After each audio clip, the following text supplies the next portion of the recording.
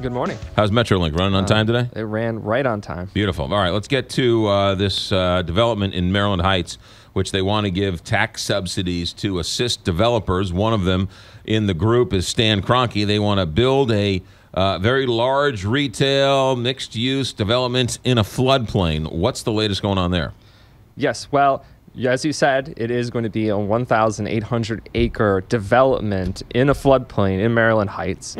And they are looking to put forward plans. And really, we've heard that just about anything could be happening there. There's even, in the beginning, there was even talk of an MLS stadium or maybe just soccer fields for people to play on who could come in and visit St. Louis. But yes, right now it's going before Maryland Heights, and Maryland Heights wants to give tax subsidies of God knows how much to this development. And so they're sort of asking for proposals, are they not? They are. So what'll happen first is that the developers will put forward a proposal of what they want to do. And usually when you have these proposals, they also ask for tax subsidies for specific things. They won't just say, just give us $100 million for this development. They'll say, well, we want $10 million for this parking garage and $5 million to remove this, all in tax increment finance or TIF subsidies. Right. With this new TIF law that was passed down in Jefferson City, how is that going to affect this? So this actually could be a great test case and probably one of the first times that the TIF Commission in St. Louis County can actually have some teeth. In fact, the law that passed recently has a lot to do with people being angry over Stan Kroenke basically pulling the football team out and then asking for tax subsidies on his way out the door.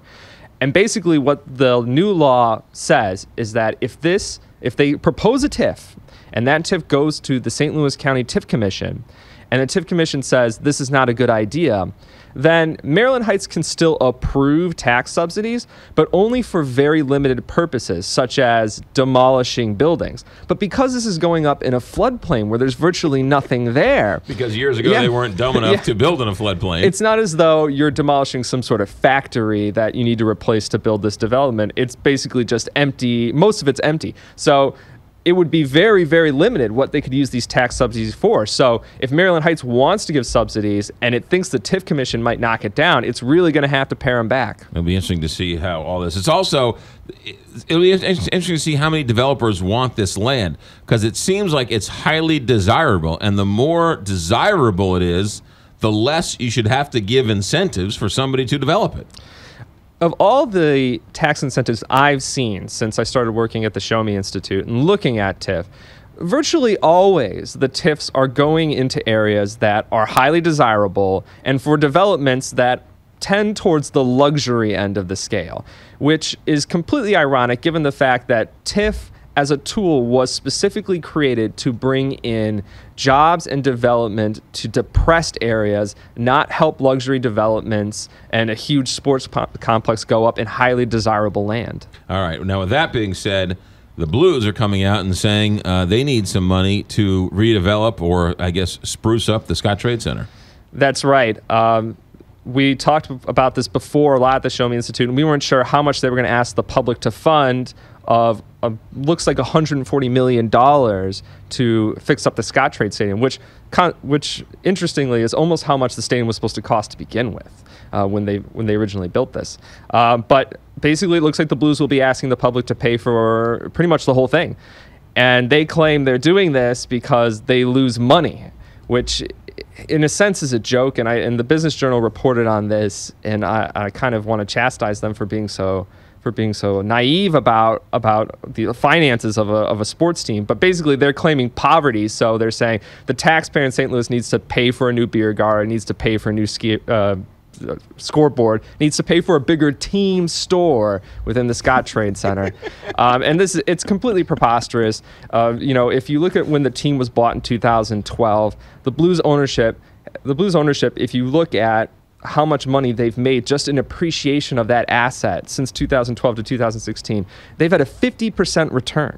They've made $90 million in portfolio value. So the fact that they might lose $1 million in 1 year is preposterous. Everybody knows that when you have a team like this, it's all about the value of your team over time, not necessarily your operating revenue, which you can make look like anything, really. Now, the Scottrade Center is not owned by the Blues. it's owned by the city, but it's a quirky deal, right?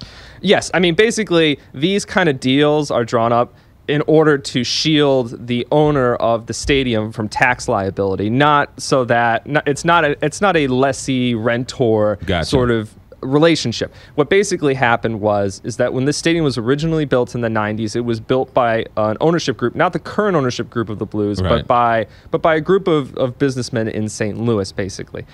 And what they did was they had it go on public land. They paid for the building of the stadium, and then basically they transferred it to the city, but they retained all of the rights to all the revenue and everything coming from that stadium. So while it's technically owned by the city, in all respects, in terms of revenue and in terms of who gets the benefits from anything, it's basically the team stadium, and they're not really paying rent to the city in any way for this. That'll be interesting to see. And when it was built in the 90s, it was supposed to be $150 million? So what it was supposed to be $85 million. And the city put in, I think, about 15%.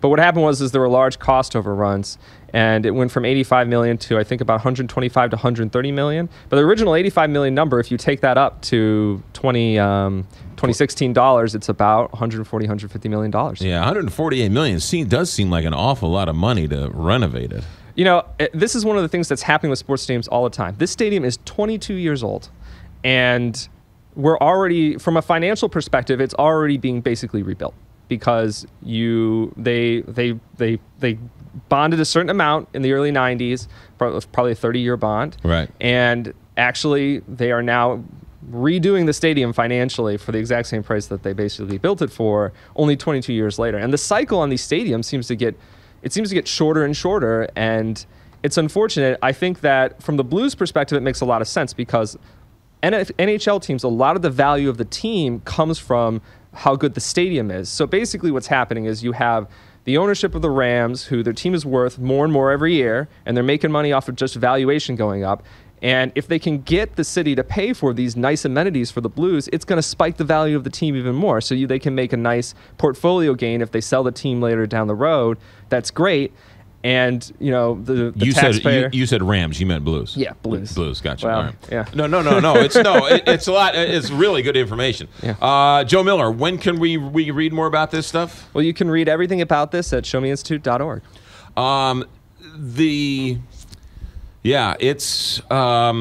But now the state would have to give the Blues $148 million, and we all know that Jefferson City hates St. Louis. So that's going to be a hard sell down in Jefferson City.